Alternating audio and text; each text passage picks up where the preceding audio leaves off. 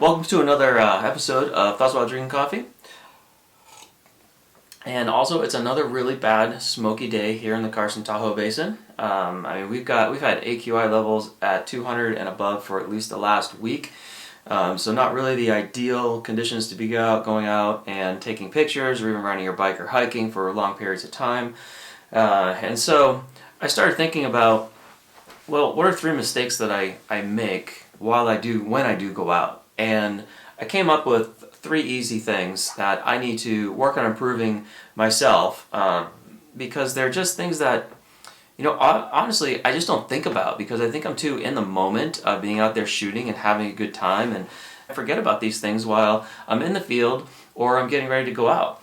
And so the first one, honestly, is a really simple one, and I always am doing this, which is I am forgetting to reset my camera settings.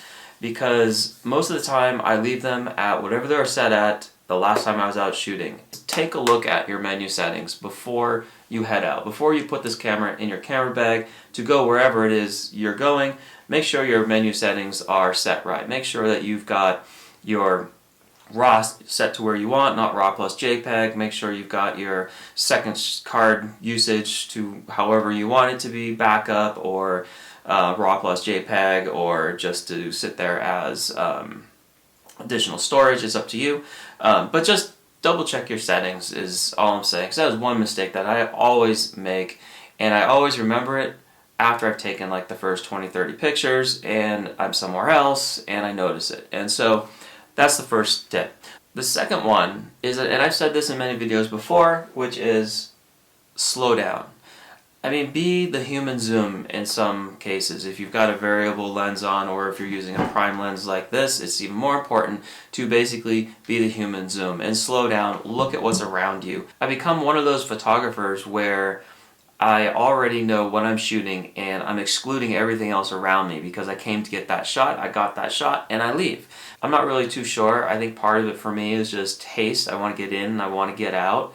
But there's so much more around us that if we just take a second or a minute or 10 or 15 and explore the area, maybe even explore your subject, like an airplane, for example. Instead of just shooting that one composition you want, maybe take a look at it, walk up to it. Maybe you'll see some nice close-up shots of the propeller or the engine or a marking on it, or there's just something about the subject that draws you into it. And I say just explore that with your camera a little bit more, because when you get back to the studio, maybe you'll see something that you didn't expect before initially going out there just to shoot the airplane or the pier or the vista. So the last thing that, I always make this mistake, use that histogram in your camera.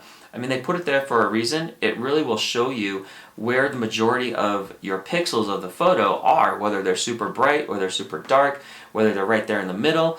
And so it's definitely something that helps on the post side. So when you go back to the studio and you look at Lightroom, you're going to do a lot less work and you're going to get a much, much better picture. And so that's all I got for today. I hope you enjoyed this. Please click the subscribe button and the like button below and join me for the next cut.